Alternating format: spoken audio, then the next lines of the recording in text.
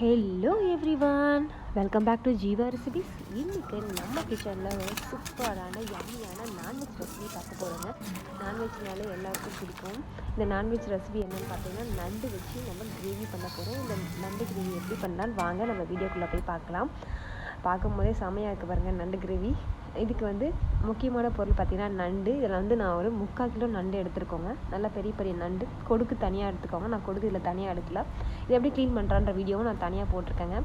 இப்போது இதுக்கு நம்ம மசாலாவுக்கு ஃபஸ்ட்டு வறுத்து எடுத்துக்கலாம். எல்லாம் எண்ணெய்லாம் ஊற்றாமல் வெறும் கடாயில் காஞ்ச மிளகா ஒரு 4, மல்லி விதை ஒரு 2 ஸ்பூன் எடுத்துக்கோங்க.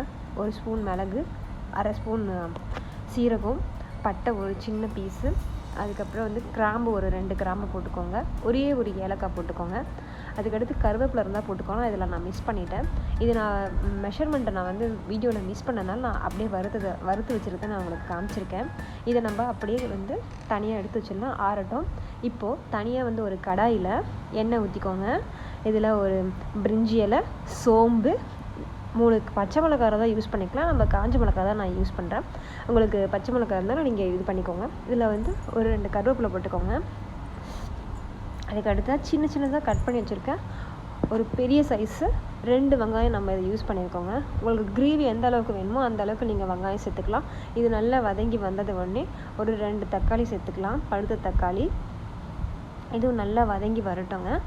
நல்லா வதங்கி வர்றதுக்கு நம்ம கொஞ்சம் மஞ்சத்தூள், கொஞ்சம் உப்பு ஊற்றி, தண்ணி ஊற்றி கொஞ்சம் அப்படியே மூடி வச்சிட்டிங்கன்னா சீக்கிரம் நல்லா வதங்கிடும். அதுக்கடுத்து தான் நம்ம இதை அரைச்சிட்டு வந்துடலாம். நம்ம இது பண்ணி வச்சுருக்கோம் பார்த்திங்கன்னா, அதை நம்ம நல்லா அரைச்சிட்டு வந்துட்டோம். கொஞ்சம் மையம் அரைச்சாச்சு. இதில் இப்போ நான் இதில் கொஞ்சமாக இஞ்சி பூண்டு விழுது நான் சேர்த்துக்கிறேன்.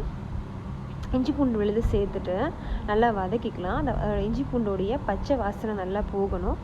போனதுக்கப்புறமா இது நான் வீட்டுக்குள்ள அரைக்கிற மிளகாத்தூளுங்க. இது உங்கள்கிட்ட இல்லைன்னா நீங்கள் வெறும் மிளகாத்தூள் 1 ஸ்பூனும் 1.5 ஸ்பூன் தனியாத்தூளும் போட்டுக்கலாம். இது மிளகாத்தூள் கொஞ்சமாக தான் போடணும். ஏன்னா நம்ம ஏற்கனவே மசாலாலாம் கொஞ்சம் இது ஆட் பண்ணியிருக்கோம், மிளகாய் தனியாக.